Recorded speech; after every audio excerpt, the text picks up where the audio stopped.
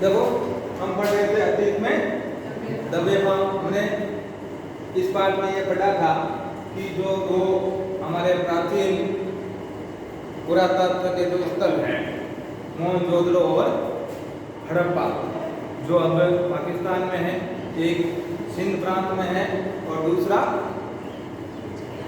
कहाँ है, पंजाब का, बड़े महत्वपूर्ण हैं। इनकी खोज होने से हमें मेसोपोटामिया की जो सभ्यता है, कहते हैं कि वो बड़ी प्राचीन थी, तो हमें इस खोज के बाद हमारी सभ्यता उसके समकक्ष साबित हो गई। उसमें हमने स्नानागार, कोठा और जो नर्तकी की मूर्ति है वहाँ तक हमने अध्ययन कर लिया था। अब हम विभिन्न जो खुदाई हुई थी, जिन विद्वानों ने खुदाई की थी, उनके नाम से वहाँ कुछ क्षेत्र अलॉटमेंट है और उन विद्वानों के नाम से ये वो क्षेत्र जाने जाते हैं। देखो मोहनजोदड़ो में उस रोज हवा बहुत तेज चल रही थी। ओम गांधी जी कह रहे हैं कि मैं जब वहाँ गया तब उस समय हवा तेज थी। किसी बस्ती के टूटे फूटे घर में दरवाजे या खिड़की के सामने से हम गुजरते तो साई शान की ध्वनि में हवा की ले साफ पकड़ में आती थी। यानी वो जो मकान थे मोहनजोदड़ो के, वो खंडर हो चुके थे और हवा तेजी से चलने के कारण साई शान की आवाज करती थी। वैसे ही जैसे सड़क पर किसी वाहन से गुजरते हुए किनारे की पटरी के अंतरालों में रह रहकर हवा के लेबंद थपेड़े सुनाई पड़ते हैं, सुने घरों में हवा की ले ज्यादा गूंजती है। यानी जब घर खाली होता है तब आवाज का जो इको साउंड है, गुंजायमान जो है, प्रतिध्वनि है, वो ज्यादा होती है। इतनी कि कोनों का अंधियारा भी सुनाई दे। यहाँ एक घर से दूसरे घर में जाने के लिए आपको किसी घर से बाहर नहीं आना पड़ता। यानी अब जो मोहनजोदड़ो के जो घर बचे हैं वो इतने खंडर हो चुके हैं कि आपको किसी घर में जाना है तो आप एक घर से दूसरे घर में जा सकते हैं, आपको बाहर वापस नहीं निकलना पड़ता, नहीं आना पड़ता। आखिर सब खंडर है, सब कुछ खुला है। अब कोई घर जुदा नहीं है। जुदा का मतलब होता है अलग। एक घर दूसरे में खुलता है, दूसरा तीसरे में खुलता है, जैसे पूरी बस्ती एक बड़ा घर हो। लेकिन घर एक नक्शा ही नहीं होता, हर घर का एक संस्कार में आकार होता है, भले ही 5000 साल पुराना घर क्यों ना हो। हमें कमोबेश हर कोई गांव आहिस्ता उठाते हुए एक घर से दूसरे घर में बेहद धीमी गति से दाखिल होता था, मानो मन में अतीत को निहारने की जिज्ञासा ही ने। किसी अजनबी घर में अनधिकार चेल करने का अपराध बोध भी हो, जैसे किसी पराये घर में पिछवाड़े से चोरी छुपे घुस आए। सब जानते हैं यहाँ अब कोई बचने नहीं आएगा। लेखक कहता है कि हम जब उस घरों में घूम रहे थे, उन घरों को देख रहे थे, तब भी हमें ये मन में एहसास था कि हम किसी दूसरे के घर में अनधिकार रूप से घूम रहे हैं, घुस रहे हैं। लेकिन ये मोहनजोदड़ो के पुरातात्विक अभियान की खूबी थी कि मिट्टी में इंच दर इंच कंघी कर इस कदर से उसकी गलियों और घरों को ढूंढा और सहेजा गया है कि ये एहसास हर वक्त आपके साथ रहता है। लेखक कहता है कि मोहनजोदड़ो की जो सभ्यता थी उसको विभिन्न विद्वानों के द्वारा इंच दर इंच खोदा गया और उसका जो पुरातत्व चीजें थी उनको ढूंढा गया।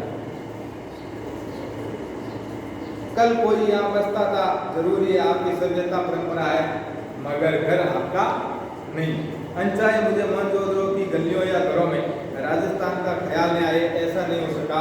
मैं इसलिए नहीं कि पश्चिम राजस्थान और सिंध गुजरात की दृश्यावली एक सी है, कई चीजें हैं जो मुझे यहाँ से वहाँ जोड़ जाती है, जैसे हजारों साल पुराने यहाँ के खेत, बाजरे और जवार की खेती। मोहनजोदड़ो के घरों में टहलते हुए मुझे कुलधरा की याद आई। देखो एक नाम आया है कुलधरा। कुलधरा ये जैसलमेर का एक गांव है कुलधरा, है ना। वो भी किसी कारणवश उजड़ गया था कहते हैं कि वहाँ के जो निवासी थे कुलधरा के, वो रातों रात इस गांव को छोड़ करके चले गए थे। आज राजस्थान का ये पर्यटक स्थल बन गया। क्या बन गया? पर्यटक स्थल। लोग वहाँ घूमने जाते हैं, वहाँ के खंडरों को देखते हैं, और वो भी जो हड़प्पा की हमें याद दिलाता है। और कुलधरा गांव, तो कुलधरा गांव कहाँ है? जैसलमेर। ये जैसलमेर के मुहाने पर पीले पत्थर के घरों वाला एक खूबसूरत गांव है। उस खूबसूरती में हरदम एक गमी जाते हैं। गमी का मतलब क्या है? गमी का क्या मतलब है? दुख। गमी का मतलब होता है दुख। इसी कारण से वो गांव उजड़ गया था। जब हम वहाँ कुलधरा में जाते हैं देखने, तो हमें ये एहसास होता है मन में कि कहीं ना कहीं इन घरों में एक गमी और एक दुख व्याप्त है। गांव में घर है पर लोग नहीं है। कोई 150 साल पहले राजा से तकरार कर स्वाभिमानी गांव का हर बाशिंदा रातों रात अपना घर छोड़कर चला गया था।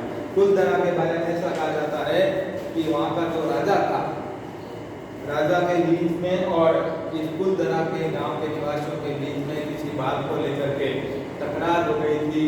राजा नाराज हो गया था, इसलिए वहाँ के निवासी जो हैं उस अपने गांव को छोड़कर कई अन्य स्थान पर चले गए।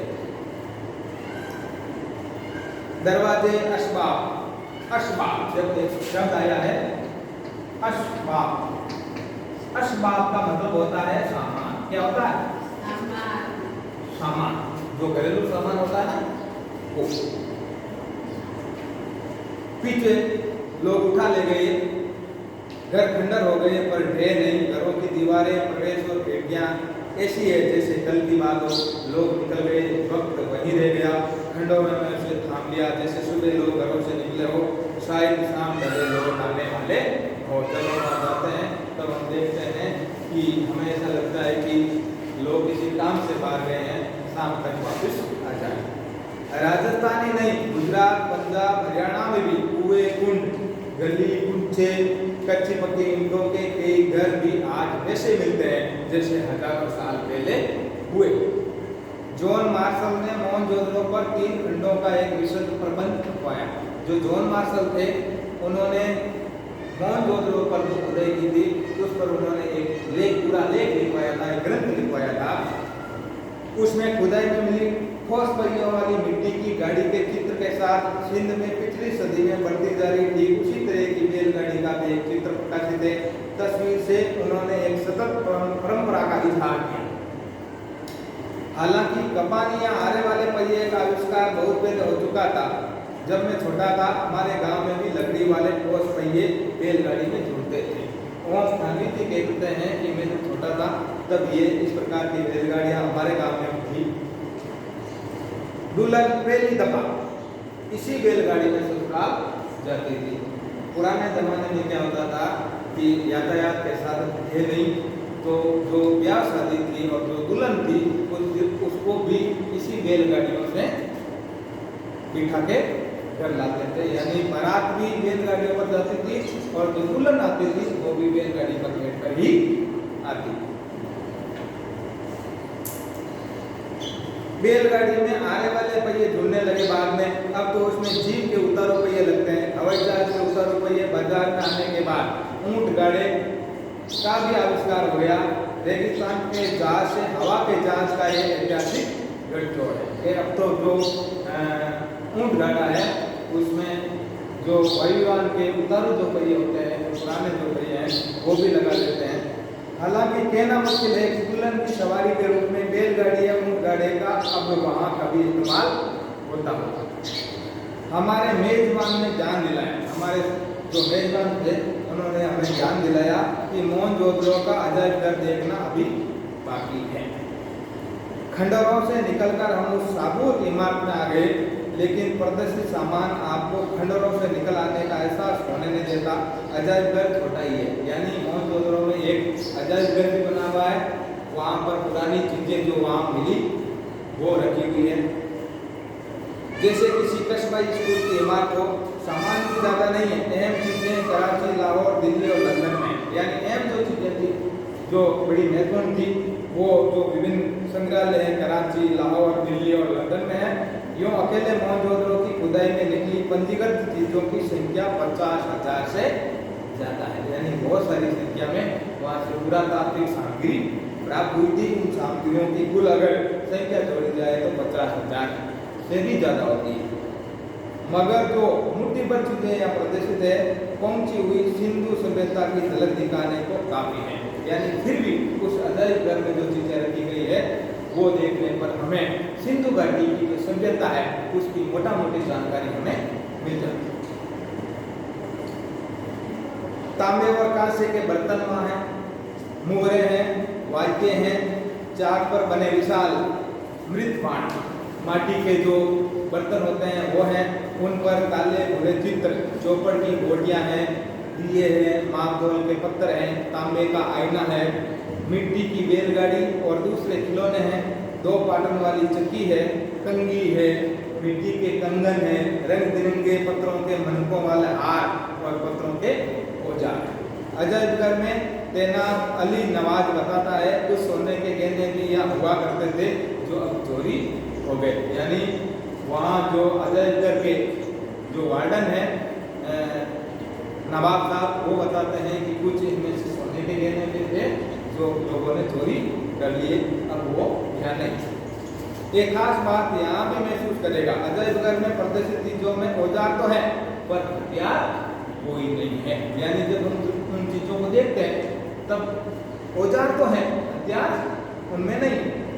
मोहनजोदड़ो क्या हड़प्पा से लेकर हरियाणा तक समूची सिंधु सभ्यता में हथियार उस तरह कहीं नहीं मिले जैसे किसी राजतंत्र में होते हैं।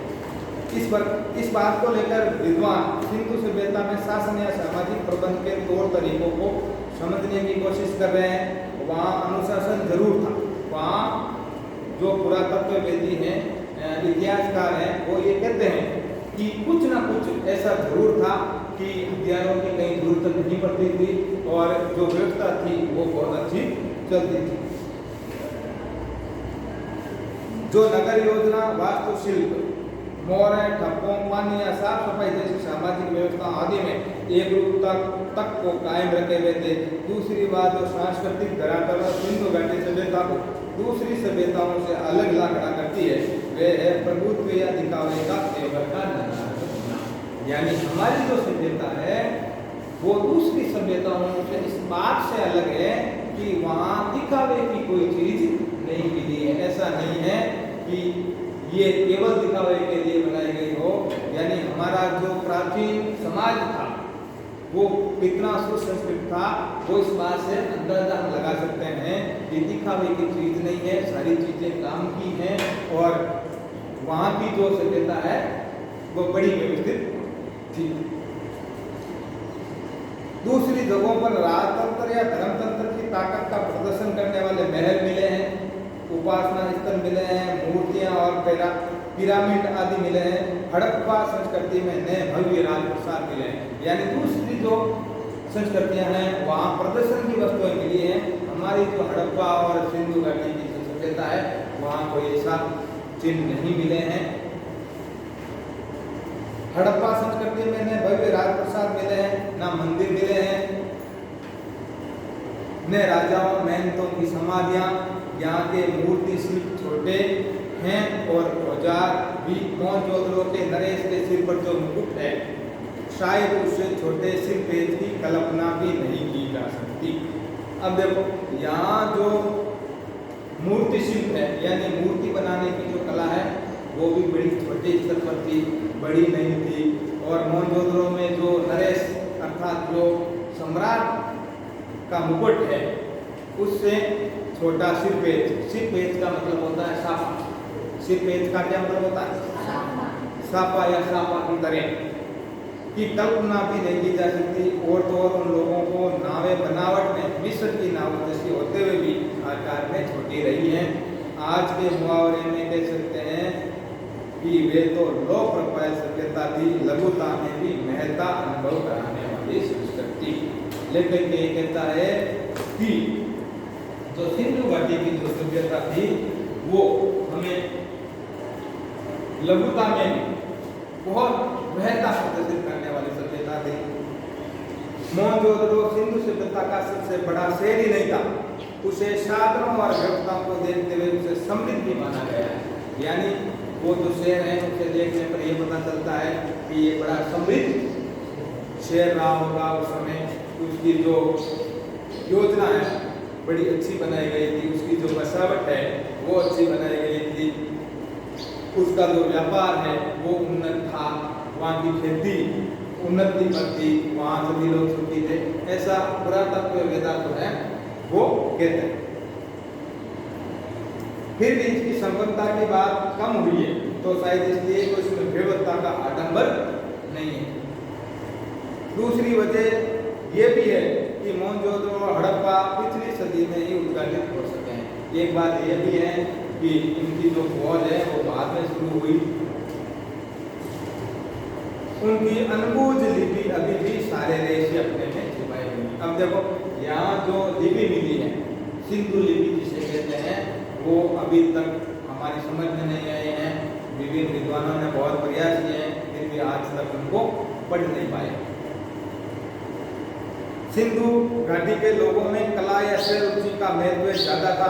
वास्तुकला या नगर नियोजन ही नहीं, धातु और पत्थर की मूर्तियां, मृत बाण, उन पर चित्रित मनुष्य, वनस्पतियां और पशु पक्षियों की छवियां, सुनिर्मित मोहरें, उन पर बारीकी से उत्कीर्ण आकृतियां, खिलौने, केश विन्यास, आभूषण और सबसे ऊपर सुगढ़ अक्षरों का सिंधी रूप सिंधु सभ्यता को तकनीकी चीज से ज्यादा कला सिद्ध जाहिर करता है। ये सारी चीजें देखने पर हमें ये ज्ञात होता है कि जो सिंधु घाटी सभ्यता है वो कला सिद्ध सभ्यता थी। एक पुरातत्ववेत्ता के मुताबिक सिंधु सभ्यता की खूबी उसका सौंदर्य बोध है जो राज पोषित या धर्म पोषित न होकर समाज पोषित था।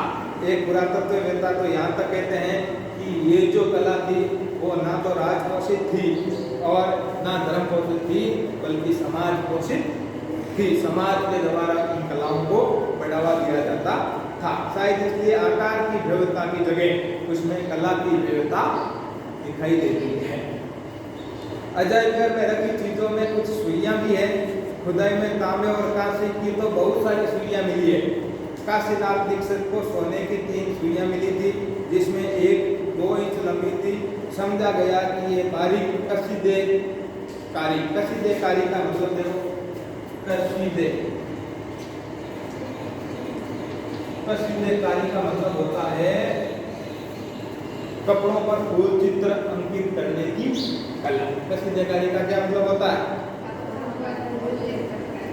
जो फूल पत्तियां बनाई जाती है ना कपड़ों पर, वो उसे कसीदाकारी कहते हैं। वो सिंधु घाटी सभ्यता में भी थी, काम आती होगी। याद करें, नर्तकी के अलावा मोहनजोदड़ो के नाम से प्रसिद्ध जो दाढ़ी वाले नरेश की मूर्ति है, उसके बदन पर आकर्षक गुलकारी का मतलब होता है कसीदाकारी, कपड़ों फूल चित्रित करने की जो कला होती है वो। दुशाला भी है, उनके जो कंधे पर है वो दुशाला भी मिला है। आज छापे वाला कपड़ा अजरक सिंध की खास पहचान बन गया। आज वही जो प्रिंट है वो सिंध की पहचान है, जिसे अजरक प्रिंट कहते हैं। पर कपड़ों पर छपाई का आविष्कार बहुत बाद का है। खुदाई में सुइयों के अलावा हाथी दांत और तांबे के सुए भी मिले हैं। जानकर मानते हैं कि इससे शायद दरिया बुनी जाती होगी। हालांकि दरी का कोई नमूना या साक्ष्य हासिल नहीं हुआ है, वे शायद कभी हासिल भी ना हो, क्योंकि मोहनजोदड़ो में अब खुदाई बंद कर दी गई।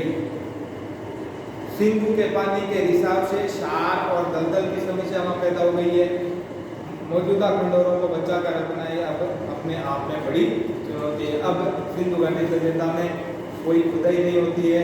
वहाँ हड़प्पा और मोहनजोदड़ो में भी कोई खुदाई नहीं चल रही है, और वहाँ जल रिसाव के कारण वो जो सारी भूमि है वो दलदली हो चुकी है, और वहाँ जो खुदाई का जो काम है वो रुका हुआ है। अब हमारे लिए चुनौती ये है कि जो हमारे पास हैं उन चीज़ों को हम सहज कर कैसे रखें। इस अतीत के दबे पाँव से हमें हमारी जो संस्कृति थी, हमारी जो प्राचीन सभ्यता थी, उसके बारे में हमने जाना कि किस प्रकार जो 5000 साल पहले हमारा जो समाज था वो दिखावे में विश्वास नहीं करता था, जरूरी चीज़ें करता था। उन पर एक तरह का समाज पोषित अंकुश था, अनुशासन था, लोग खुशहाल थे और सब तरह से सब चीज़ों से वाकिफ थे। उस जमाने में भी वो साफ सफाई की व्यवस्था में भी निपुण थे। नगर जो नियोजन होता है वो भी था। अतः हम कह सकते हैं कि बाकी की जो सभ्यताएं हैं वो हमसे पीछे हैं, हमारी जो सभ्यताएं हैं वो उनसे बहुत सारी बातों में समृद्ध हैं। अतः हम अपने अतीत को हमेशा याद रखें।